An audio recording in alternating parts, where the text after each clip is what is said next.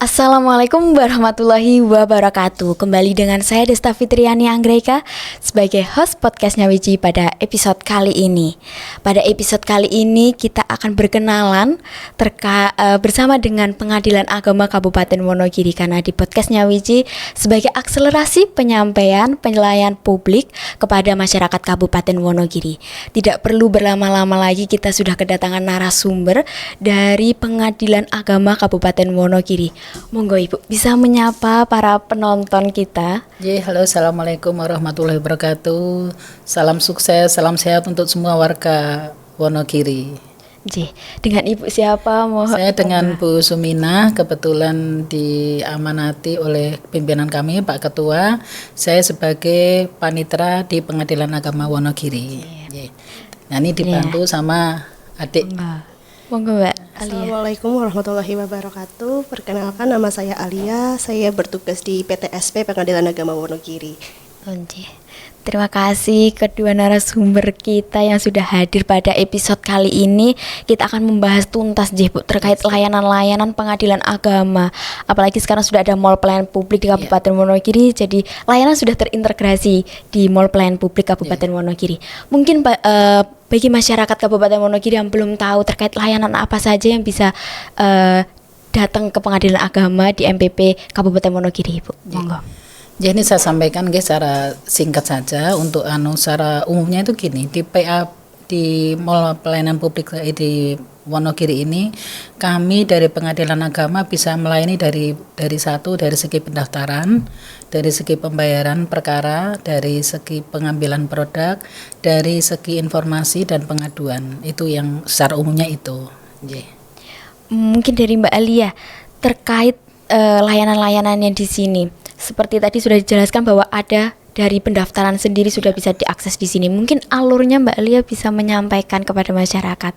Ya, untuk alurnya mungkin apabila nanti ada para pihak yang terlanjur datang ke kantor Pengadilan Agama Wonogiri, biasanya apabila di kantor antri dari pihak Satpam udah mengarahkan ke mall pelayanan publik. Jadi nanti di sini juga bisa mendapatkan informasi di sini pendaftaran. Nanti kalau misalkan pendaftaran itu khusus perceraian ya Mbak, karena para pihaknya kalau perkara lain itu biasanya membawa pihak banyak, jadi di sini nggak cukup tempatnya. Jadi untuk perceraian nanti kita bisa bantu dalam membuat surat gugatan. Jadi nanti pendaftaran, pembuatan surat gugatan juga bisa. Kemudian nanti untuk pembayaran bisa langsung ke teller BRI atau kantor pos. Kemudian balik lagi nanti berkas-berkasnya petugas dari MPP sini yang kami yang berjaga langsung membawanya ke kantor. Berarti bisa memfasilitasi apabila di kantor sedang ada antrian begitu. Mbak, biasanya ramai banget kalau di kantor, jadi diarahnya ke sini.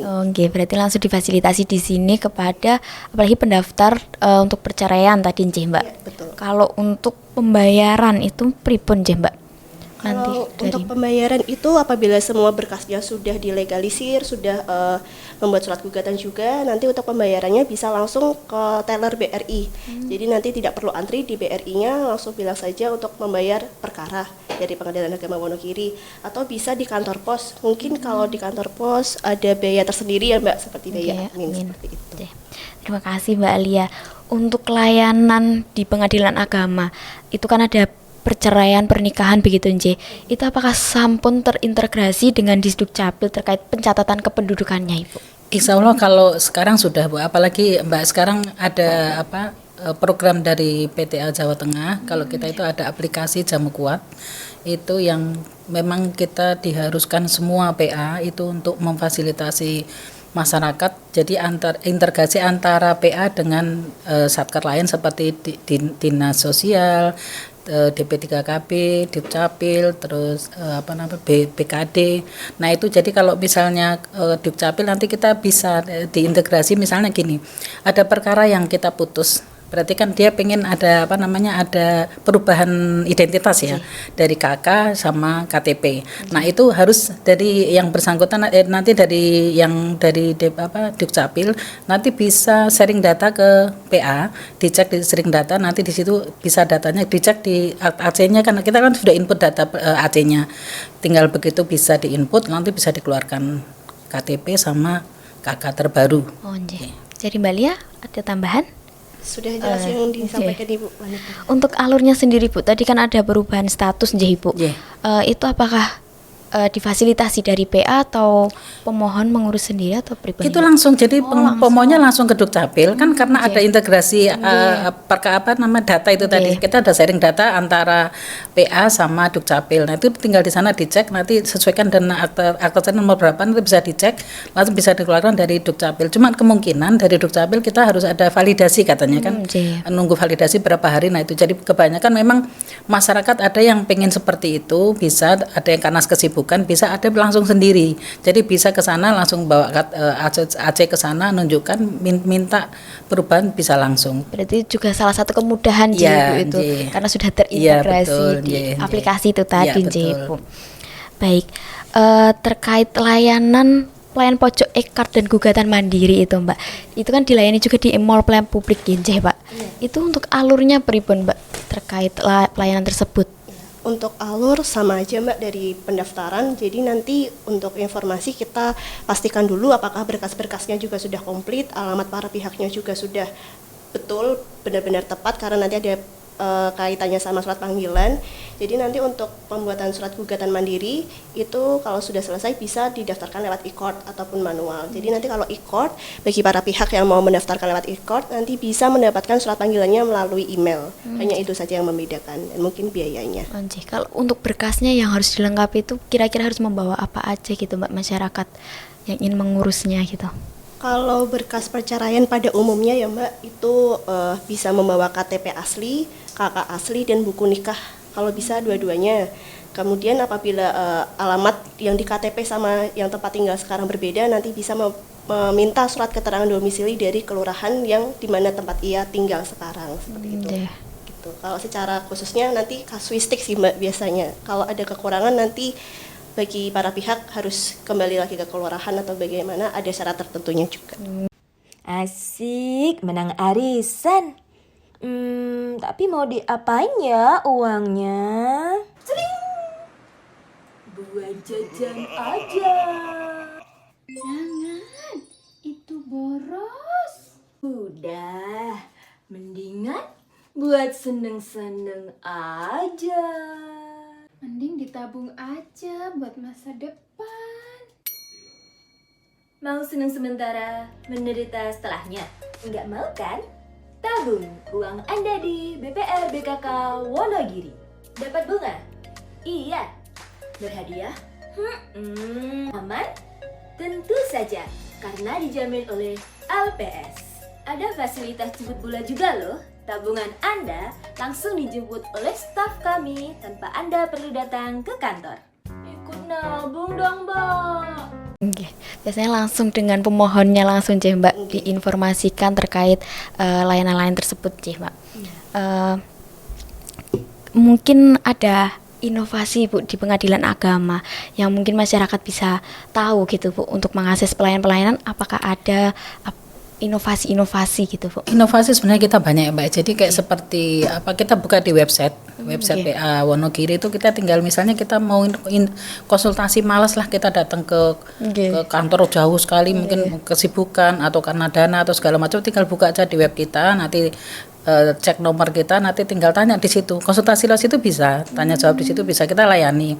Terus nanti kalau ada yang inovasi yang terbaru kita itu yang Padu Gajah Mungkur itu. Jadi ada perkara yang sudah terdaftar di PA, terus dapat nomor, nanti langsung kita dapat aplikasi, oh sidang saya nomor sekian, tanggal sekian, dengan siapa, hari apa, nanti ada semua di situ. Nanti langsung ada SMS masuk di yang bersangkutan itu. Tadi namanya Gajah Mungkur ya, Bu. Inovasi Gajah Mungkur. Identik dengan Wonogiri sekali Bu.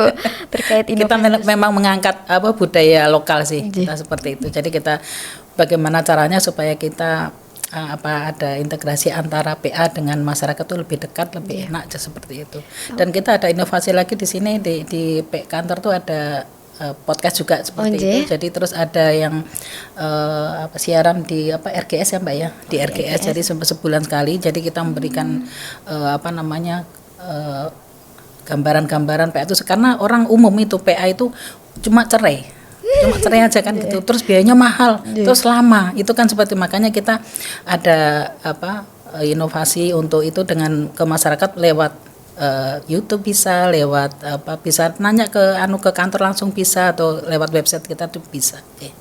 Ya, apalagi pada zaman COVID itu perceraian tinggi sekali, Ya, Ibu. zaman COVID memang betul-betul tinggi, dan kita juga luar biasa kalau di PA Wonogiri itu memang rata-rata hampir semua sama sih.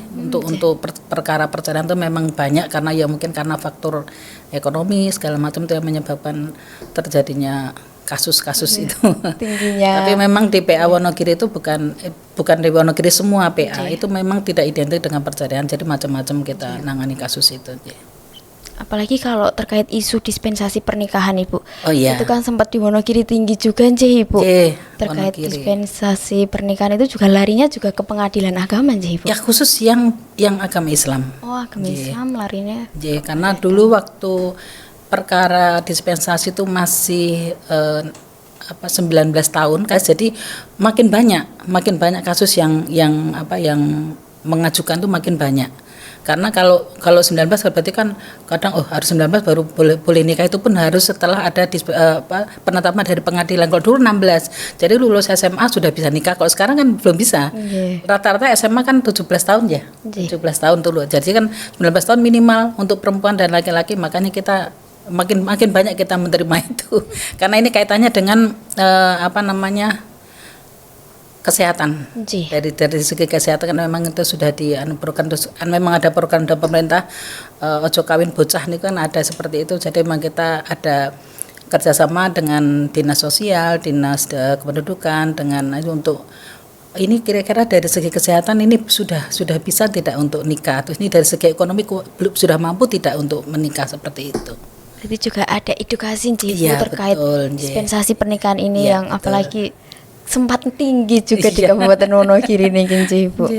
Kalau untuk edukasi, apakah dari PA juga ada, Ibu, terkait untuk teman-teman di luar sana untuk jangan menikah dini dulu, itu enten buatan, Ibu? Kalau kita untuk sementara ini kan, karena untuk yang sekarang kan kita jalani lewat podcast, terus lewat siaran di RGS, itu kan salah satunya itu. Terus kita ada kerjasama dengan Pemda juga, itu masalah perkawinan dini itu kan memang sekarang kan agak bukan dilarang tapi diminimalisir. Jadi memang syaratnya memang diperketat kan gitu kan. Memang kalau ada dispensasi kan harus ada rekomendasi dari dinas sosial, dari dinas kesehatan, dari segi kan biasanya kebanyakan di sini memang kalau perceraian itu kebanyakan ya sudah isi kan gitu. Jadi kan kalau memang sudah ini kan berarti dari dinas kesehatan ini sudah layak belum kan ini. Ini kalau dari dinas sosial dari segi ekonomi mampu tidak dia untuk melanjutkan perkawinan, karena bisa juga dia cuma nikah tapi setelah itu orang tuanya juga yang repot kan seperti itu. Sementara itu Ibu. Tadi juga sudah disampaikan terkait inovasi dari pengadilan agama, Ibu. Jadi untuk teman-teman semua ataupun masyarakat untuk ingin tahu lebih lanjut juga bisa menghubungi langsung pengadilan agama, jadi bisa interaktif, Ibu, dengan masyarakat, ingin bertanya tentang apa seperti itu, apalagi terkait kasus-kasus seperti itu, Ibu, langsung saja berkonsultasi ke yang ahlinya, ke pengadilan agama. Itu dia dari narasumber kita yang telah menjelaskan terkait layanan pengadilan agama maupun di kantor maupun di mall pelayanan publik yang dapat diakses masyarakat Kabupaten Wonogiri. Begitu. Mungkin dari Ibu atau dari Mbak Lia bisa menyampaikan harapannya kepada masyarakat Kabupaten Wonogiri yang menyaksikan kita, Ibu, di podcast. Monggo. Saya berharap untuk warga Wonogiri khususnya yang ingin berperkara atau ingin mengetahui seluk-beluk apa sih pengadilan agama itu, lebih baik kita langsung ke pengadilan agama langsung, karena itu kalau kita langsung nanya atau kita lewat web kita, ada nomor kita untuk konsultasi segala macam, itu kita tahu. Karena kebanyakan itu kalau cerai itu kalau secara awam itu mahal sekali, itu pasti lama sekali, padahal kita sudah ada target, kita tidak boleh perkara putus lebih dari 30 hari. Jadi sebelum 30 hari kita harus perkara putus, kecuali ada perkara-perkara kasuistis, itu pun kita ada laporan ke pusat. Alasan apa kok sampai lama kan seperti itu. Makanya kayak seperti ini saya ke PNS, kenapa PNS kalau mengajukan cerai harus ada izin dari atasan, itu salah satunya itu. Karena kalau kita perceraian khususnya PNS harus ada izin dari, kalau tidak nanti kan berpengaruh ke setelah putus untuk berefek ke anak dan istri nanti. Jadi hak anak dan istri nanti bisa terlupakan karena terabaikan khusus. Makanya kita ada kerjasama dengan PKD dalam hal itu. Terus kalau untuk masalah yang informasi yang lain, saya bilang kalau lebih bagus memang itu tadi yang saya sampaikan, langsung aja ke pengadilan atau ke website kita. Mungkin dari Mbak Lia ada tambahan? Mungkin tambahan dikit aja dari Ibu. Kita juga punya website dan juga ada YouTube dan TikTok. Di situ juga sudah kita upload bagaimana syarat-syarat yang tadi ditanyakan Mbak Dea, nggih. Itu nanti bisa dilihat di situ. Udah ada syarat-syarat umum dari dispensasi nikah dan lain-lain. Mungkin kalau kurang jelas, alangkah lebih baiknya langsung datang ke Pengadilan Agama Wonogiri. Terima kasih Ibu, terima kasih Mbak Lia. Itu tadi himbauan dari Bu Suminah dari Pengadilan Agama terkait perkara jangan ditunda-tunda gitu Bu, segera diselesaikan begitu langsung saja bisa menghubungi ke Pengadilan Agamanya, sudah ada websitenya, ada nomor teleponnya, jadi bisa langsung berkonsultasi terkait perkara tersebut. Kita jargon dulu Ibu. Ini tak tambah monggo. Jadi kalau bisa itu lebih baik tanya langsung ke yang ahlinya dalam hal ini pengadilan. Jadi jangan ke orang-orang atau ya nanti kalau ke orang lain nanti tambah B-nya sekian padahal kita kan B-nya kan sudah pakem. Justru kita yang sekarang ada program EKOT itu yang secara nasional itu biayanya jauh lebih murah dari karena kan sekitar 200 di bawah 200 ya. Di bawah 200.000. Padahal kalau orang umum kan sampai kadang informasinya sampai jual kambing, sampai berapa juta habis, sampai itu seperti itu infonya. Padahal tidak. Kita daftar ke Pengadilan Agama, tanya informasi, itu biayanya sangat murah seperti itu. Jadi, bagaimana caranya murah nanti bisa. Bahkan orang yang tidak mampu pun kita nolkan bisa, karena ada program dari pemerintah seperti itu. Ya, Mbak Tenun. Berarti benar harus berkonsultasi pada ahlinya langsung. Jadi nggak usah tanya-tanya, malah nanti salah informasi, jadi kerepotan sendiri Ibu. Jadi bisa langsung tanya ke Pengadilan Agama secara langsung, ada nomor teleponnya. Jadi bisa dari jauh pun juga bisa langsung telepon terkait mungkin biayanya ataupun terkait perkara-perkara tersebut Ibu. Bisa. Terima kasih kepada kedua narasumber yang sudah rawuh di podcastnya Wiji. Mungkin kita bisa jargon bareng-bareng Ibu. Gonya Wiji, sesarengan bangun Wonogiri. Baik, terima kasih Ibu, Mbak Lia yang sudah mengisi podcast Nyawici kali ini agar masyarakat tahu terkait layanan Pengadilan Agama itu sendiri, bahkan juga tahu informasi bahwa harus berkonsultasi langsung saja terkait informasi-informasi di Pengadilan Agama terkait perkara-perkara itu tadi agar tidak salah informasi begitu. Karena juga podcast Nyawici ini kami berkomitmen Bu untuk memberikan wawasan serta informasi pelayanan publik di Kabupaten Wonogiri kepada masyarakat luas, sehingga informasinya juga menghadirkan narasumber yang terpercaya dan terakuntabel, jadi kredibel, akuntabel, jadi kita akan menyajikan informasi yang pastinya terpercaya itu tadi Jadi untuk para masyarakat maupun teman-teman di sana tetap stay tune di podcast Nyawiji. Kita akan menghadirkan narasumber yang tadi sudah saya sampaikan, dan jangan lupa untuk subscribe, like, share, dan komen video ini. Sampai jumpa di video selanjutnya. Wassalamualaikum warahmatullahi wabarakatuh. Waalaikumsalam.